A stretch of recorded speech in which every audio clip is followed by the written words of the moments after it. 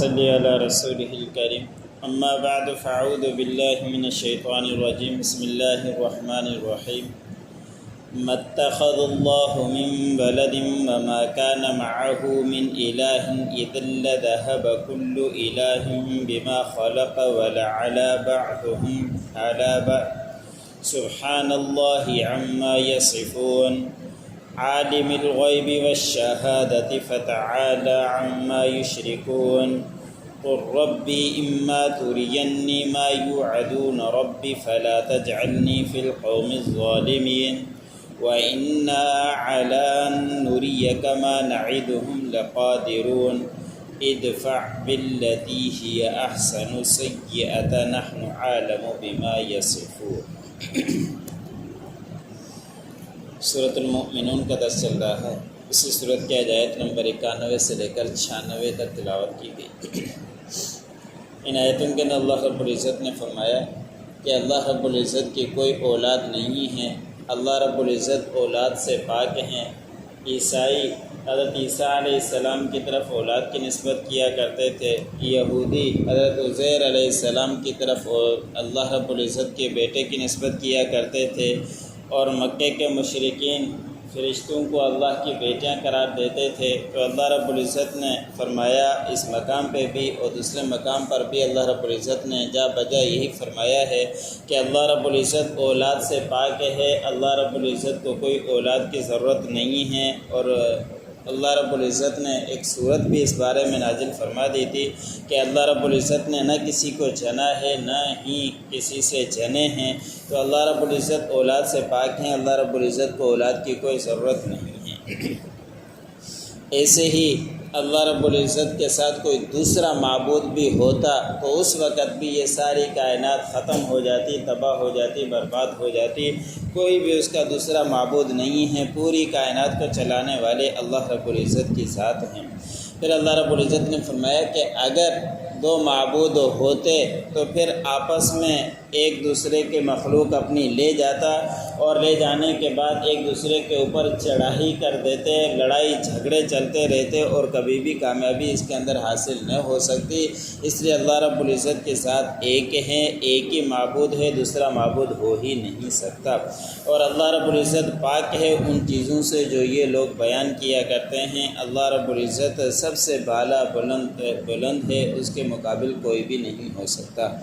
اور اللہ رب العزت وہ ہیں جو غیب کی باتوں کو بھی، غیب کا علم بھی جاننے والے ہیں اور ظاہر کا علم بھی جاننے والے ہیں، اور بلند ہیں ان چیزوں سے جس کے ساتھ وہ شریک ٹھہراتے ہیں۔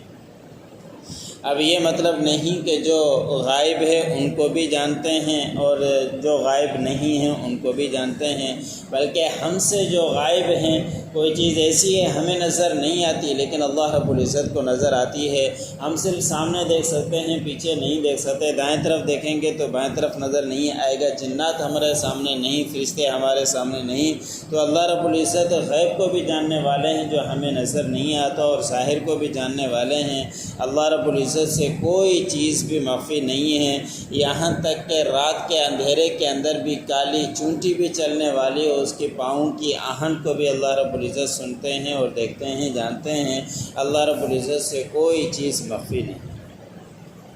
پھر اللہ رب العزت نے نبی کریم صلی اللہ علیہ وسلم سے فرما دیا کہ کہہ دیجئے کہ میرے رب اگر آپ ان کو وہ چیز دکھلائیں جن کا آپ نے ان سے وعدہ کر رکھا ہے۔ گزشتہ آیتوں کے اندر گزرا کہ اللہ رب العزت نے نبی کریم صلی اللہ علیہ وسلم نے کافروں کو سمجھایا کہ دعوت دی کہ راہ راست پر آ جاؤ، ایسے نہ ہو کہ عذاب آ جائے جو پہلی قوموں کے اوپر آیا ہے۔ تو اس کے اوپر وہ کافر لوگ مذاق اڑایا کرتے تھے کہ ہم تو یہ سنتے ہی رہتے ہیں، اس سے پہلے بھی سنتے رہے ہیں، یہ تو پہلوں کی کہانیاں ہیں، اگر عذاب آ جائے تو آ جائے، ہم دیکھیں، یہ تو پہلے آبا و اجداد کے ساتھ بھی اسی طرح کہا گیا، ابھی تک کوئی عذاب نہیں آیا، ہم اس عذاب کو نہیں مانتے۔ تو اللہ رب العزت نے فرمایا کہ نبی آپ کہہ دیجئے کہ اگر وہ عذاب آ بھی جائے جس کا آپ نے ان سے وعدہ کر رکھا ہے تو پھر مجھے ان ظالم قوم سے ہرگز مت بنائیے گا۔ جہاں پہ بھی کہیں عذاب آتا ہے تو اس کے اندر نیک لوگ بھی شامل ہو جایا کرتے ہیں، نیک لوگ بھی انتقال کر جاتے جاتے ہیں، عذاب کا سبب بن جاتے ہیں، لیکن وہ دنیا کے اندر وہ ان کے اوپر عذاب آ گیا تو اس کے اندر وہ لپیٹ میں آ جاتے ہیں، لیکن قیامت کے دن اللہ رب العزت جو نیک ہیں ان کو نیکوں کو الگ کر کے اٹھائیں گے، ان کا بدلہ قیامت کے دن ان کو ضرور ملے گا۔ لیکن جب دنیا کے اندر عذاب آتا ہے تو اس کے اندر نیک بھی آ جاتے ہیں، برے بھی آ جاتے ہیں۔ اس لیے اللہ رب العزت نے فرمایا، نبی کریم صلی اللہ علیہ وسلم نے فرمایا کہ میرے رب جب آپ ان کو عذاب دیں جن کا ان کو وعدہ کر رکھا ہے اور مجھے دکھلائیں بھی، لیکن ان ظالموں کے ساتھ مجھے ہرگز مت داخل کیجئے گا کہ میرے اوپر عذاب آ جائے، ایسے ہرگز آپ مت کیجئے گا۔ ایک اللہ رب العزت کے نبی تو معصوم ہی ہوا کرتے ہیں، لیکن جب اللہ کا عذاب آیا کرتا ہے تو بڑا ہی سخت ہوا کرتا ہے، تو اس لیے نبی کریم صلی اللہ علیہ وسلم نے یہ دعا فرمائی۔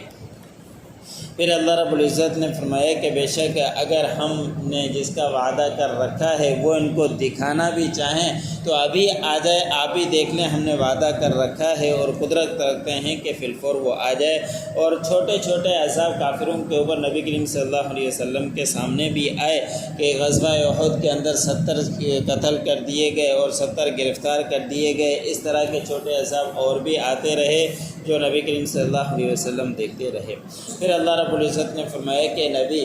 آپ ان کو اچھے طریقے کے ساتھ سمجھائیے گا، جو بھی بات ہو پیار محبت سے سمجھاتے رہیے گا، ہو سکتا ہے کہ اچھائی سمجھ جائیں، اور برائی کو اگر اچھائی کے ذریعے ٹالا جاتا ہے تو ضرور بضرور ایک دن اس کا اثر ہوا کرتا ہے۔ اگر ہم برائی کو برائی کے ذریعے ہی ٹالیں گے اور غصے کرتے رہیں گے تو پھر وہ اچھائی برائی کبھی بھی ختم نہیں ہوگی۔ تو اس لیے اللہ رب العزت نے نبی کریم صلی اللہ علیہ وسلم سے فرمایا کہ آپ دور کیجئے برائی کو اچھے طریقے کے ساتھ، اور ہم زیادہ جانتے ہیں جو کچھ یہ بیان کرتے ہیں، جس طرح کے یہ کرتوت کرتے ہیں، ہمیں سب کچھ معلوم ہے۔ آپ ان کے سامنے اچھائی کے ساتھ ہی رہیے، اچھائی کے ساتھ ان کی برائی کو دور کرنے کی کوشش کرتے رہیں۔ متخذ اللہ من ولد،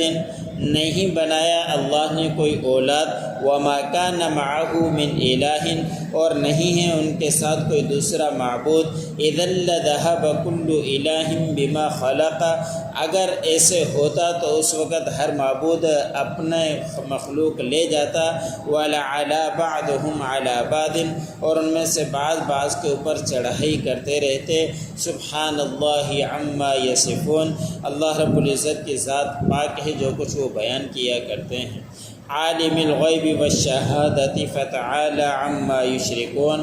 غیب کا علم بھی جاننے والے ہیں اور ظاہر کا علم بھی جاننے والے ہیں، اور بلند و بالا ہیں ان چیزوں سے جن کے ساتھ یہ شریک ٹھہراتے ہیں۔ اور ربی بما ترینی ما یوعدون، کہہ دیجئے کہ میرے رب اگر آپ مجھے دکھلائیں جو ان سے وعدہ کر رکھا ہے، ربی فلا تجعلنی فی القوم الظالمین، اے میرے رب مجھے مت بنائیے گا ظالم قوم میں، وَإِنَّ عَلَىٰ أَن نُّرِيَّكَ مَا نَعِدُهُمْ لَقَادِرُونَ، بے شک اس کے اوپر کہ ہم دکھلائیں جو ان سے ہم نے وعدہ کر رکھا ہے قدرت رکھنے والے ہیں۔ ادفع باللتی ہی احسن سیئہ، آپ دور کیجئے برائی کو اچھائی کے ساتھ، نحن عالم بما یصفون، ہم زیادہ جانتے ہیں جو کچھ وہ بیان کیا کرتے ہیں۔ جو پڑھا سن اللہ مجھے